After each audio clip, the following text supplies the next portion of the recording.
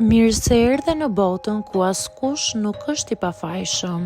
Sekrete shqiptare, vendi ku rrëfimet më të thella, më të ndaluara dhe më të pathëna të shqiptarëve marrin zë. Na bëni subscribe për histori të ndryshme. Quhem Lindita dhe jam 36 vjeçe. Kur e kujtoj sot gjithë historinë time, e kuptoj sa shpesh njerëzit në një marrëdhënie bëjnë gjëra vetëm për të mos humbur personin që duan. Ndonjëherë, askush nuk të detyron drejt për drejt. Nuk ka kërcënime apo urdhra të qartë, por ekziston një presion i heshtur, një ndjenjë se duhet të jesh ajo që tjetri pret nga ti. Dhe pa e kuptuar, fillon të ndryshosh pak nga pak.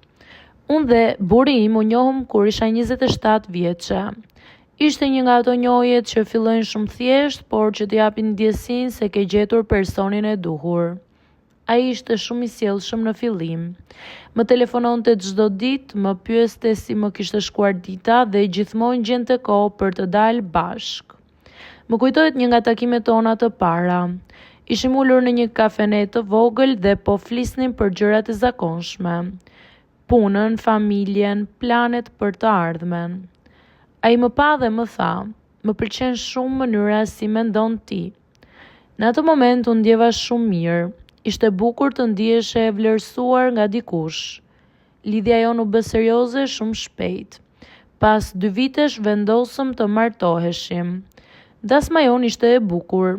Familjarët dhe miqtë tanë u mblodhën për të festuar dhe të gjithë na uronin një jetë të lumtur bashk. Në ato ditë, unë besoja me gjithë zemër se kisha bërë zgjedhjen e duhur. Muajt e parë të martesës kaluan shumë mirë, po mësoheshim me jetën bashkë dhe gjithçka dukej normale. Por me kalimin e kohës filluan të shfaqen disa gjëra të vogla që në fillim nuk i mora shumë seriozisht. Ai filloi të më sugjeronte disa ndryshime. Do të dukej më mirë nëse do të visheshe kështu, ose ndoshta duhet të sillesh pak më ndryshe me njerëzit. Në fillim mendova se ishte diçka normale.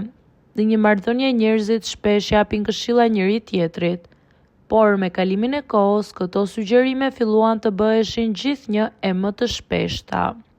Ndonjëherë ai më thoshte, po ta bëje këtë gjë për mua, do të më tregoje sa shumë më do. Këto fjalë më bën të ndihesha sikur duhet të provoja vazhdimisht dashurinë time. Dhe unë e bëja. Ndryshova disa nga zakonet e mia, fillova të mendoj më shumë për mënyrën si vishesha, për mënyrën si flisja dhe si reagoja në situata të ndryshme. Në fillim nuk më dukej problem, por me kalimin e viteve fillova të ndjej një lodhje të brendshme. Ishte sikur gjithmonë duhej të mendoja 2 herë para se të bëja diçka. A do t'i pëlqej kjo? A duhet ta bëj apo jo? Një ditë po flisja me një shoqen time të vjetër për gjithë këtë situatë. Ajo më dëgjoi me vëmendje ndërsa unë i tregoja për gjërat që po më shqetësonin. Pas disa minutash, ajo më tha, më dëgjo, një marrëdhënie e shëndetshme nuk duhet të të bëjë të ndihesh sikur po humbet veten. Në atë moment mbeta pa fjalë. Për vite me radhë kisha menduar vetëm për mënyrën si të bëja burrin tim të lumtur, por nuk e kisha pyetur veten se si ndihesha unë. Atë natë qëndrova zgjuar për një kohë të gjatë duke menduar për jetën time. Mendova për vajzën që kisha qenë para se të martohesha. Isha spontane, e lirë, nuk mendoja ai shumë për atë që do të thoshin të tjerët. Fillova të kuptoj se gjatë viteve kisha ndryshuar shumë për të përshtatur veten me pritjet e dikujt tjetër. Nuk po them që një marrëdhënie nuk kërkon kompromis. Sigurisht që kërkon, por ka një ndryshim shumë të madh mes kompromisit dhe humbjes së vetes. Kompromisi është kur 2 njerëz përshtaten me njëri tjetrin, ndërsa humbja e vetes është vetëm kur njëri ndryshon vazhdimisht për të kënaqur tjetrin. Që nga ajo kohë, fillova të flas më hapur për ndjenjat e mia. Fillova të them mendimin tim dhe kur e dija që ndoshta nuk do të ishte dakord. Nuk ishte e lehtë. Në fillim kisha frikë nga reagimi i tij, por me kalimin e kohës kuptova se ishte e nevojshme. Askush nuk mund të jetojë gjatë duke u përpjekur të jetë një version i vetes që nuk është i vërtet. Sot kur shoh pas në kohë, e kuptoj se ajo periudhë më mësoi diçka të rëndësishme. Dashuria nuk duhet të kërkojë të ndryshosh aq shumë sa të mos e njohësh më veten. Dashuria duhet të bëjë të ndihesh më i fortë, më i sigurt, më i lirë për të qenë ai që ti je.